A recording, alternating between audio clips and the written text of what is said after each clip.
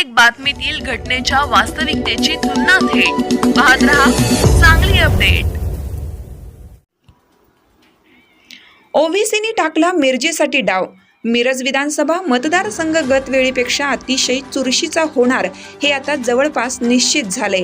अशातच महाराष्ट्रात होऊ घातलेल्या 2024च्या विधानसभेच्या निवडणुकीसंदर्भात एमआयएम पश्चिम महाराष्ट्राचे अध्यक्ष डॉक्टर महेश कुमार कांबळे यांनी एमआयएमचे सर्वेसर्वा खासदार असरुद्दीन ओवैसी यांची औरंगाबाद येथे भेट घेतली।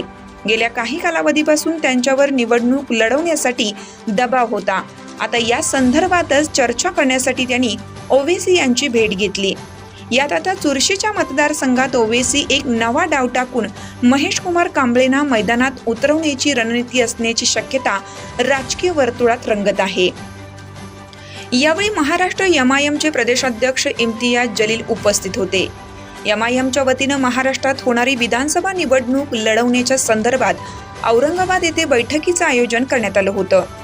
पश्चिम महाराष्ट्र उपाध्यक्ष तथा सांगली जिल्हा अध्यक्ष डॉक्टर महेश कुमार कांबळे यांनी पश्चिम महाराष्ट्रातील सांगली आणि कोल्हापूर जिल्ह्यातील प्रत्येकी पाच विधानसभा जागा लढवण्याची मागणी केली।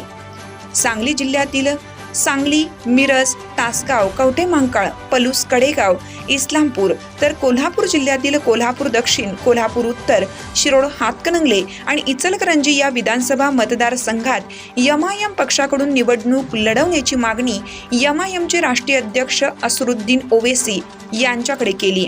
या बैठकीमध्ये पश्चिम महाराष्ट्र अध्यक्ष अखिलभाई मुजावर साहेब, कोल्हापूर जिल्हा अध्यक्ष इम्रान सनदी, सांगली मिरज कुपवाड महानगरपालिका क्षेत्र कार्याध्यक्ष मौलाना इरशाद शेख, मिरज तालुका अध्यक्ष राकेश कांबळे, मिरज शहर अध्यक्ष आसिफभाई मणेर, कुपवाड शहर अध्यक्ष मुदस्सरभाई मुजावर उपस्थित होते।